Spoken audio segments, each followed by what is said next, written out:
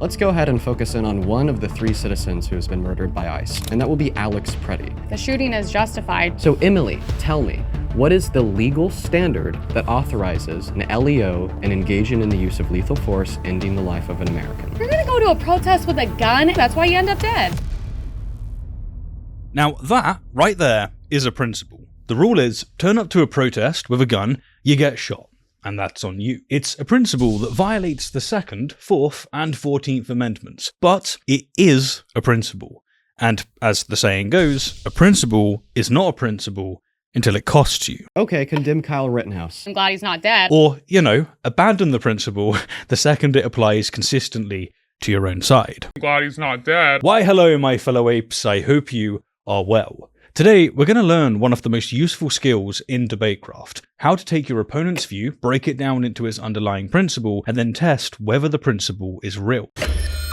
Welcome to Face Off. Now, we're going to do it by analysing an episode of Jubilee's Face Off, a format where 2 people debate 4 claims. 1 clock, no interruptions. on our protagonist side, we have Dean Withers, a liberal political commentator and debater who has built a reputation for taking these formats apart with patience and precision. On the other side, we have Emily Wilson, a conservative media personality who has built her platform on confident, no-nonsense pronouncements about the cultural left. We have a video of Serena Williams upset over a cotton plant decor. Notice her first instinct was to picket. Certain groups have more instincts and talent than others. The question on the table is whether ICE was justified in shooting and killing Alex Pretty, an American citizen and nurse, at a protest. Emily has arrived with a verdict pre-installed. Probably better off without him. Dean has arrived with something quite different. I am going to tell you what that legal standard is eventually, but before I do, I just am trying to determine why you think it's okay a man's life was ended. Before we get to truly test the principle, however, we're going to see the goalposts dance all around the field, doing everything they can to prevent an own goal from being scored. The clock starts now. Let's go ahead and focus in on one of the 3 citizens who has been murdered by ICE, and that will be Alex Pretty. So first, you made a very bold claim. A man lost his life, a mother lost his son, a father lost his son, a hospital lost one of their nurses, and I think the world lost a good man. And your takeaway is... That's quite the expression on Emily's face, don't you think? As Dean lays out the human cost, the mother, the father, the hospital, the nurse, she pulls a small but unmistakably disgust expression right as he says, the world lost a good man. The world lost a good man. And your takeaway is... It's a tell. Before Dean has expressed his point, before any standard has been articulated, she has already decided that Pretty is not a person worth grieving. That's her conclusion, and it's locked in. Everything that follows is going to do the work of justifying it. And your takeaway is, we're better off without them, and that the shooting's justified. So Emily, tell me, what is the legal standard that authorizes an LEO and engaging in the use of lethal force ending the life of an American? Dean's move is a clean one. He refuses to argue at the level of abstraction. Emily has made a claim that carries enormous moral weight, that an American citizen's killing by a federal officer was justified. And that the shooting's justified. Fine. If that's the claim, then there has to be a rule that makes it true. Justification has to rest on a standard, not a feeling. So Dean does the simplest, most devastating thing you can do to someone defending an outrageous verdict. He asks her to name the law it rests on. What is the legal standard that authorizes an LEO and engaging in the use of lethal force ending the life of an American? I don't know. Go ahead and tell me. Oh boy, it has happened already.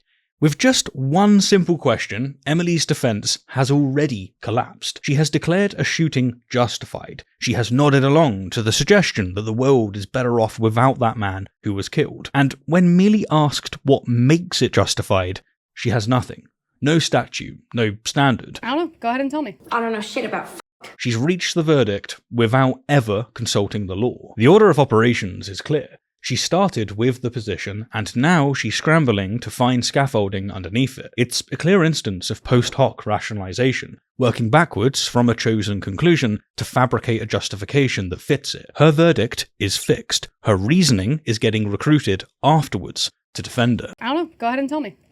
If you don't know the legal standard that justifies a shooting, then why the hell are you sitting here saying the shooting was justified? Here's a story where you would expect the facts to just speak for themselves. Trump threatens to cut off all US trade with Spain over refusal to use military bases in Iran war. You see, Spain declined US military use of its bases for strikes on Iran. Trump threatened a full trade embargo. So we're going to cut off all trade with Spain. We don't want anything to do with Spain. And so Prime Minister Sanchez responded with 3 words: no to war. Simple, right? And yet, Ground News shows 442 sources covering this story, 61 left, 62 right, and 109 centrist, with framing so different you'd be forgiven for thinking that they were reporting from separate planets. This level of insight is only possible thanks to Ground News, a website and app designed to make reading the news easier and more data-driven. Every day, they gather thousands of news articles from all across the world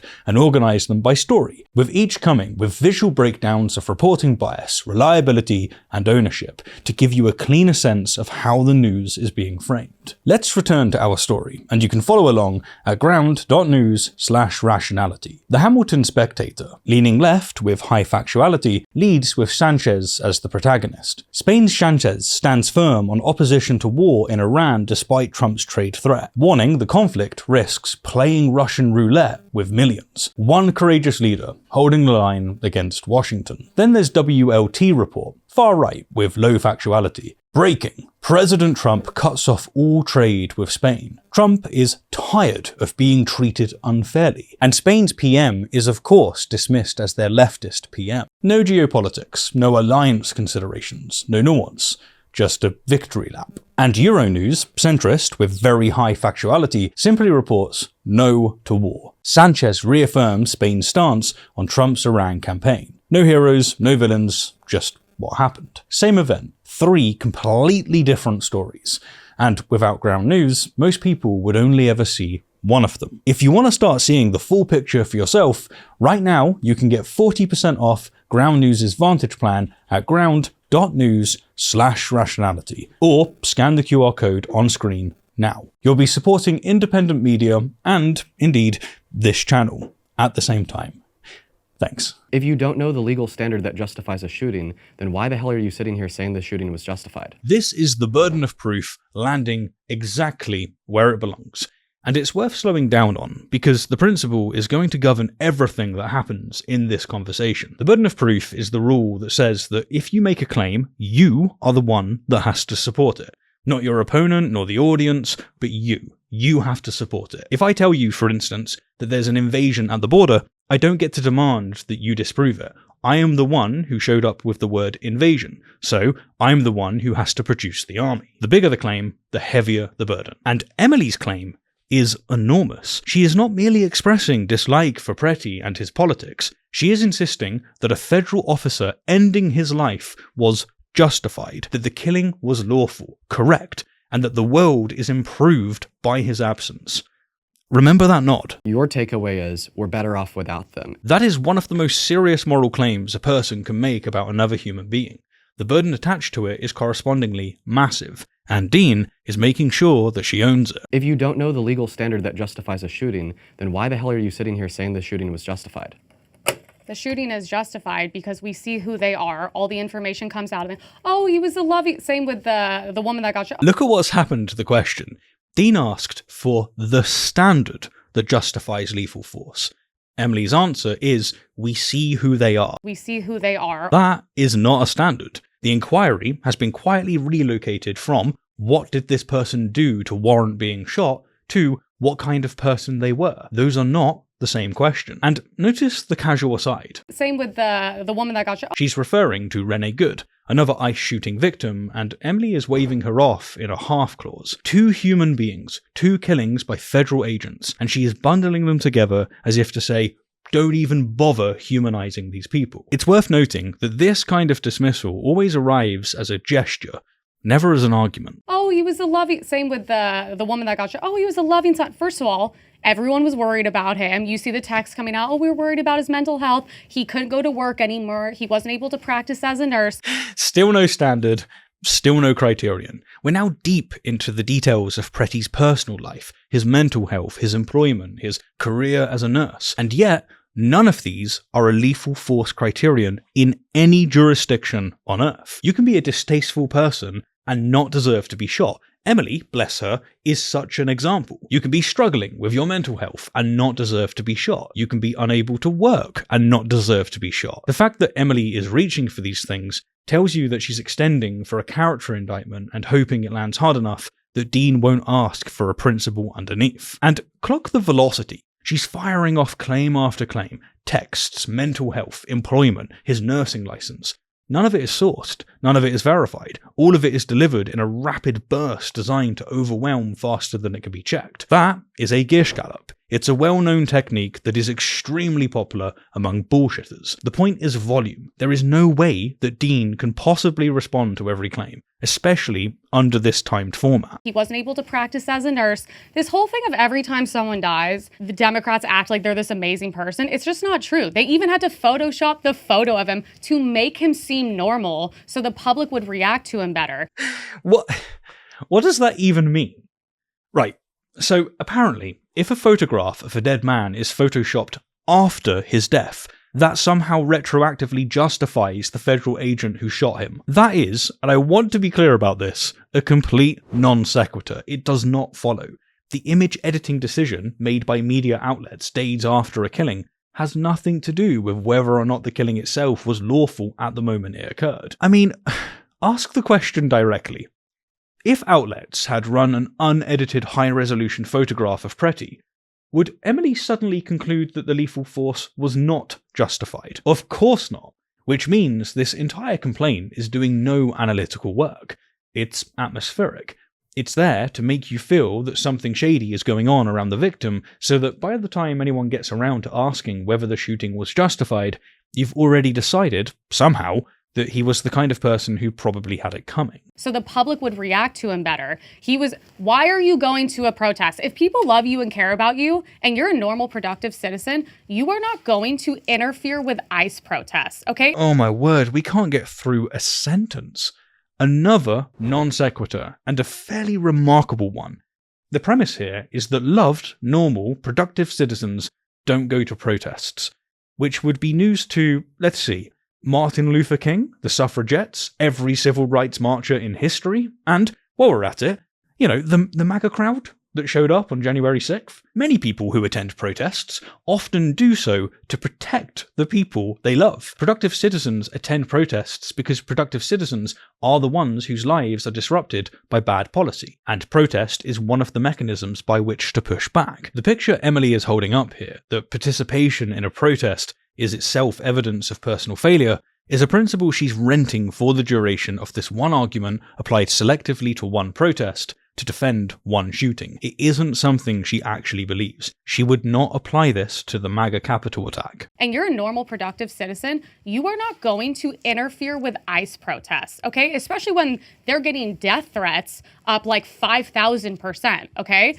Yes, you went in to stir up trouble. You're mentally ill. That's why you can't be at your job or with your friends anymore. Your family doesn't give a shit about you, or else you wouldn't be at an ICE protest because you're not a productive citizen. Now comes the full pile-on. Mental illness, unemployment, social isolation, family estrangement. Every available negative attribute is being thrown onto Pretty's corpse, and each one is being implicitly offered as a reason that the shooting was fine. So, let's actually run with the implications, because they're grim. Is legal force justified against the mentally ill? If so, how did they determine Pretty was mentally ill?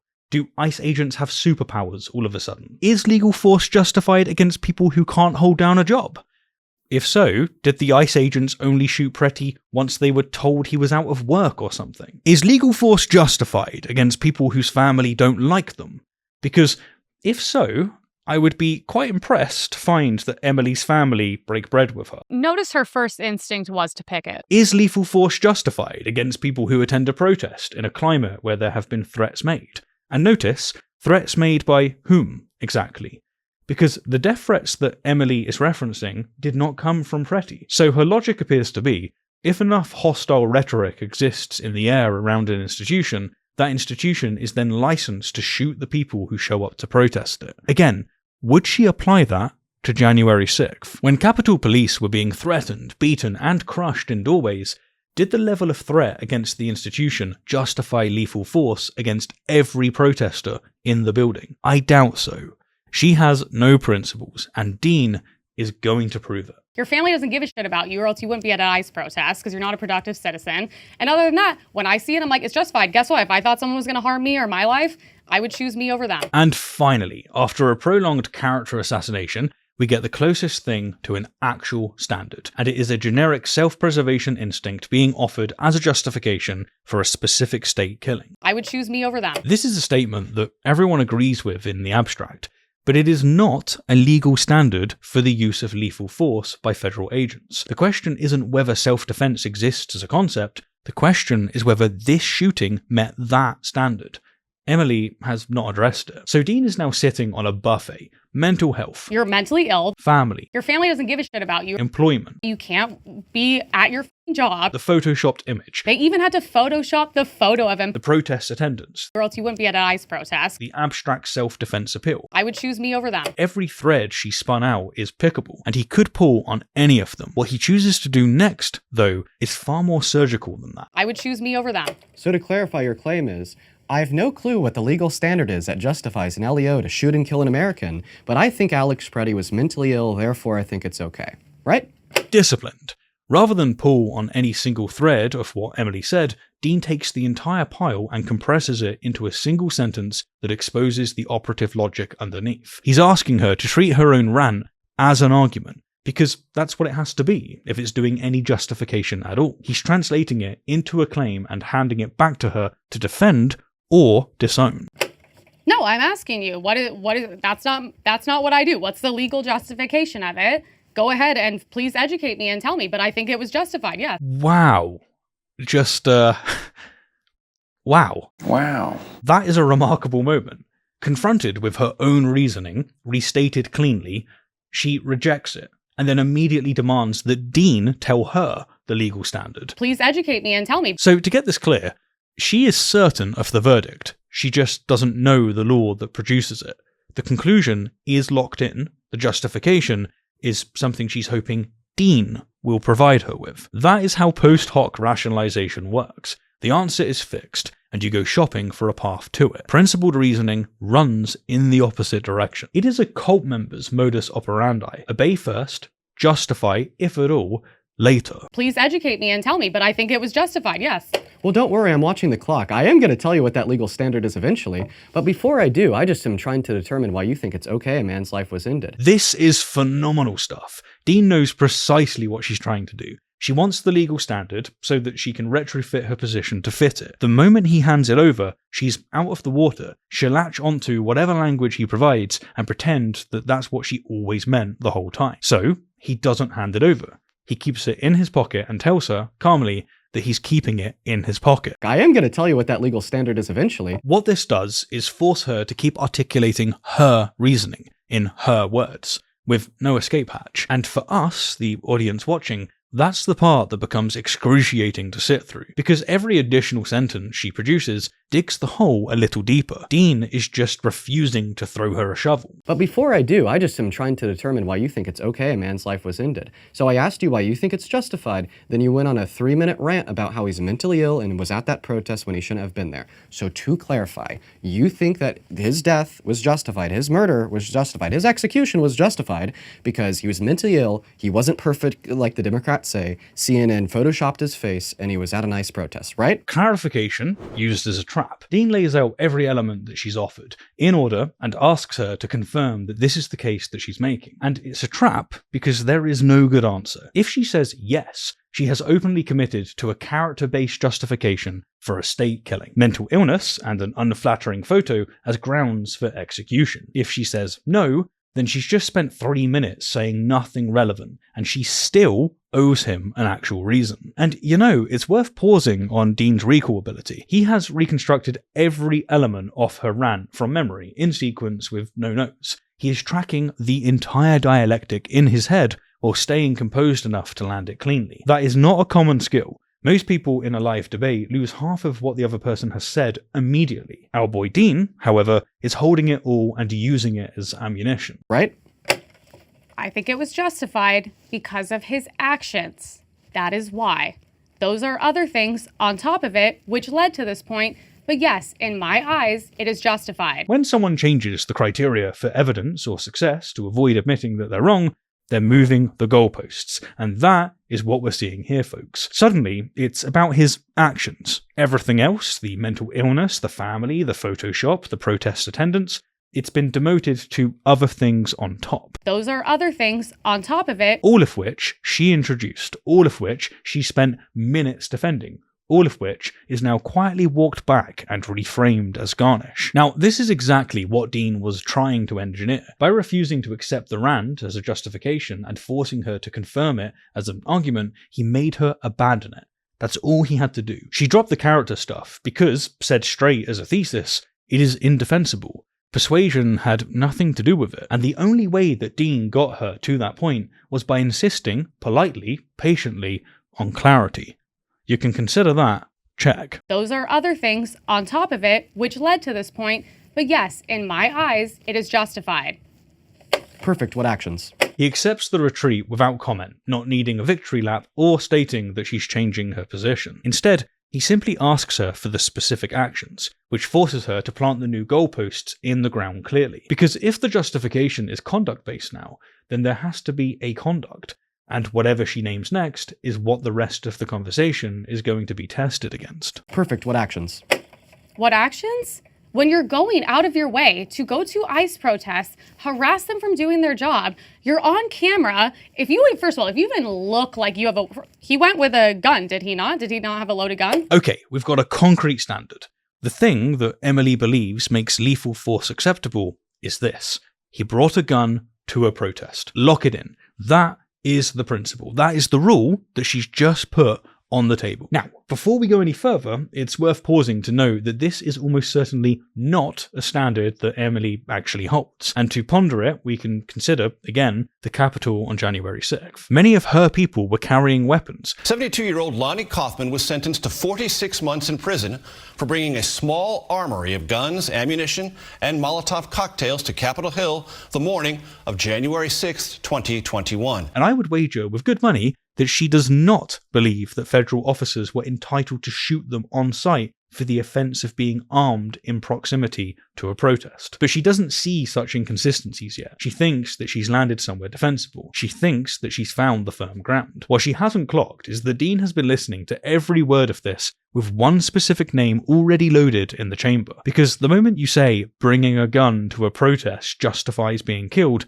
every analytical brain immediately pulls up the same case file. A certain MAGA darling who brought a rifle to a protest and shot 3 people. But Dean is going to let that one sit in the chamber a little longer. He went with a gun, did he not? Did he not have a loaded gun? Yes, he did have a gun on his holster, but you should know that in accordance with the Second, Fourth, and 14th Amendment, merely being in possession of a firearm does not authorize an LAO to literally shoot and kill you. So once again, I'll ask, what actions did he engage in that justified the shooting? You said he was harassing them. How was he harassing them that justified them literally killing him? Dean's first priority is the legal cleanup. Possession of a firearm is not, on its own, a lethal force trigger. The Second Amendment protects the carrying of it. The Fourth restricts unreasonable seizure of your person, and the 14th wraps the whole thing in due process. None of that gets suspended because a federal officer feels uncomfortable. So Dean is saying, even if we accept everything that you've claimed, the legal threshold for an officer putting a bullet through someone's chest sits at conduct, not possession. And he drags her right back to the word she's used, harassing, and asks her to cash it out. What did the harassment actually consist of, such that the proportionate response was death? How was he harassing them that justified them literally killing him? Okay, it's on video. You've seen the video and I've seen the video. That's what happened. You're going out of your way at a protest. He's been at many other protests. All these people are at every protest. They're known to harm people. They're harassing people, probably online talking about killing ICE agents. You're gonna go to a protest with a gun and a cop sees it as you're harassing these ICE officers that are getting threatened every day. Dude, it's not even a Republican thing, a Democrat thing. It is a common sense thing. It is a common sense thing. Right, there is too much to chew on here. Dean asked a specific, narrow question. What actions did Pretty take that warranted lethal force? and what comes back is a smokescreen. We're told that he's been at many other protests, that all these people, whoever they are known to harm people. He's been at many other protests. All these people are at every protest. They're known to harm people. She insists that Pretty was probably online talking about killing ICE agents. Probably online talking about killing ICE agents. Probably is doing a lot of work. None of this is sourced. None of it is tied to anything that Pretty actually did in the moment he was shot. And another word that's working hard is harassing. They're harassing people? It's a soft, elastic word that can be stretched to fit any protest that you want it to. All of a sudden, filming an officer is harassment. Standing too close is harassment. Yelling is harassment. If harassing is the threshold for getting shot, then the threshold is whatever the shooter wants it to be on the day. This is not a standard anyone would seriously endorse if it was stated cleanly. Dude, it's not even a Republican thing, a Democrat thing. It is a common sense thing. It is a common sense thing. As for her appeal to common sense, that's a fallacy. The move of declaring a claim self-evident in order to skip the part where you have to defend it. Common sense isn't a standard. It's a label you stick on a position to make it look pre-approved, so that anyone who questions it can be dismissed as unreasonable rather than engaging with it. Regardless, here's the thing about appealing to common sense. You've just committed yourself to it universally. If it's common sense, it applies to everyone, which means she has now locked the door behind herself. It is a common sense thing. I would never, yes, CCWs, I understand. I would never bring a gun to any Trump rally, anti-Trump. That is just not, it's just not a smart thing to do. That's why you end up dead. Okay, condemn Kyle Rittenhouse. And that, my fellow apes, is checkmate. You fell victim to one of the classic blunders. Emily just finished telling us that bringing a gun to a protest is the act that gets you killed, and she has explicitly extended the rule across all of the political spectrum. Dude, it's not even a Republican thing, a Democrat thing. It is a common sense thing. It is a common sense thing. Trump rally or anti-Trump rally, it doesn't matter. Bring a gun to a protest, you end up dead. And that is apparently fine. So Dean does the only thing he needs to. He keeps the action fixed and changes the actor. Same protest scenario, a firearm, different political colour. Kyle Rittenhouse, 17 years old, AR-15, walked into a protest in Kenosha, shot 3 people, killed 2. By Emily's stated principle, the common sense one, the cross-partisan one that she just emphasised, Rittenhouse is exactly the case the rule was built to cover. He's the cleanest possible application of her own rule. And Dean knows that she can't follow through. He knows she's not going to condemn Rittenhouse, because Rittenhouse is a movement icon, defended by congressmen, hosted at Mar-a-Lago, paraded as a folk hero. The substitution test is rigged in the most beautiful way. You see, her stated principle commits her to one answer, yet her tribal loyalty demands another. There is no escape route that preserves both. It just doesn't exist. She has to abandon one of them on camera, live, in front of millions, and we get to see which one she chooses. Okay, condemn Kyle Rittenhouse. Kyle Rittenhouse? What? Condemn him? Okay, I condemn him. I don't know. The stammer is the total collapse. It's the cadence of a person who, seconds ago, was speaking in confident absolutes about common sense and what the world is better without, and who is now, suddenly, lost in her own logic, pulling the frankly typical but boring MAGA ignorant response. Kyle Rittenhouse, who you on about? I've never heard of him. Did you know that there was an illegal gambling operation going on just down the street from where you live? No, it was illegal. What is that? I ain't heard nothing about that. But then she owns the concession. Okay, I condemn him. I don't know. Notice how performative that is. It's reluctant and it's hedged, and that's almost certainly deliberate because, as it stands, if she's ever asked about this clip in the future, she has the deniability built in. She didn't really condemn him. She was confused. She didn't have the full picture. The I don't know is insurance masquerading as ignorance. I condemn him. I don't know. He brought an AR-15 to a protest, remember? Dean isn't letting her drift. He pulls her right back to the rule she established. Rittenhouse went to a protest with a gun.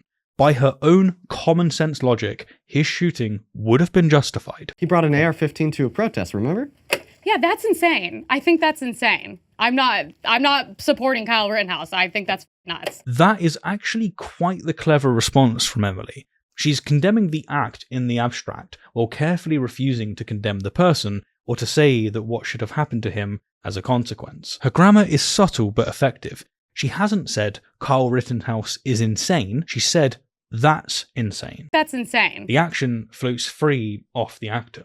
And notice what she still hasn't said. She hasn't said that Rittenhouse deserved to die. She hasn't said the world would be better off without him. She hasn't said his family should have raised him better. All of the language she lavished on Pretty, none of it survives contact with her own in-group. I mean, whatever happened to it being a non-partisan principle, huh? I'm not supporting Kyle Rittenhouse. I think that's nuts. So you think that the cops would have been justified in shooting Kyle dead? Dean once again strikes at the principle. He's asking her to apply her own stated standard, the lethal force standard, the one she affirmed for Pretty without hesitation, the one she said wasn't a Republican or Democrat thing, the one she described as common sense. Either the principle holds, or it doesn't. Either bringing a gun to a protest justifies cops shooting you, full stop, or it doesn't. Dean has set up the cleanest possible test. Same action, more dangerous weapon, different politics. That's it. If she says yes, she's consistent. If she says anything else, the principle she's been hiding behind evaporates. So you think that the cops would have been justified in shooting Kyle dead? Maybe. I don't know. If the actions were different, maybe. Maybe. Really? Just a maybe. Maybe. Maybe not. Maybe fuck yourself. The principle that produced an ironclad justified for Alex Pretty produces a mere maybe for Kyle Rittenhouse. Same rule, different answer.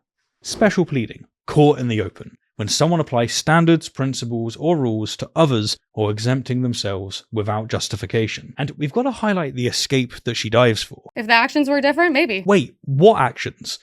2 seconds ago, the action was bringing a gun to a protest.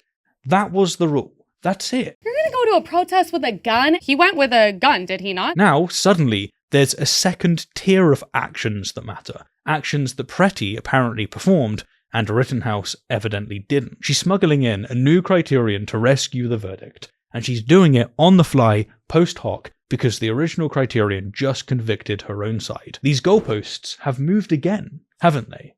Give us a break, Emily, please. For crying out loud. I don't know. If the actions were different, maybe. I think if you're going to go with an AR-15 and you get shot by a cop, I don't think it's that weird whether you're Kyle Rittenhouse or whatever his name was. Why just a maybe? I mean, this is your defense for Alex Pretty, so why is it was totally justified if it was Alex Pretty, but it's maybe justified if it was Kyle Rittenhouse? Basically, what I'd suggest you say in order to stand by your principle is, and I quote, Kyle Rittenhouse should have been shot and killed. Well, I'm not going to say he should have. I don't know. Maybe. Maybe he was in a better situation. She says, I'm not going to say he should have. That is the entire game, right there. Well, I'm not going to say he should have. She's openly refusing to own her own principles. She simply declines to follow it where it leads. As said at the beginning, there is a saying, one of my favorites even, a principle is not a principle until it costs you. The idea is simple. Anyone can hold a position when holding it is free. The real test is whether they hold it when it isn't free, when the rule forces an unwanted verdict, when it indicts someone on your own side, when the case it lands on is the one that you would really rather it skipped. Emily has revealed, time and time again, that she has no principles, only enemies. But she's not done. Maybe he was in a better situation, but also he probably wasn't threatening to kill ICE agents and cops. He was probably more supportive on their side. And also, did he kill people, right? The gun at the protest, the principle she stated minutes ago, the one she said was not a Republican thing and not a Democrat thing. Dude, it's not even a Republican thing, a Democrat thing. Is gone. Vanished. It's not even a factor in her analysis anymore. She has quietly swapped it out for an entirely different criterion. Yep, that's right. She's moving the goalposts yet again.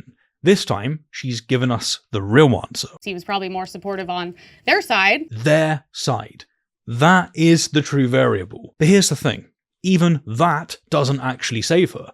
Because Rittenhouse wasn't supporting the police. He was a 17-year-old kid who showed up to a volatile protest with an AR-15 and inserted himself into a public order situation the police were trying to manage. They didn't want him there. He wasn't an asset. He was an unpredictable civilian with a rifle, making a tense situation more dangerous. By any definition of supportive of the police, he's a worse fit than almost anyone in Kenosha that night. And also, did he kill people, right?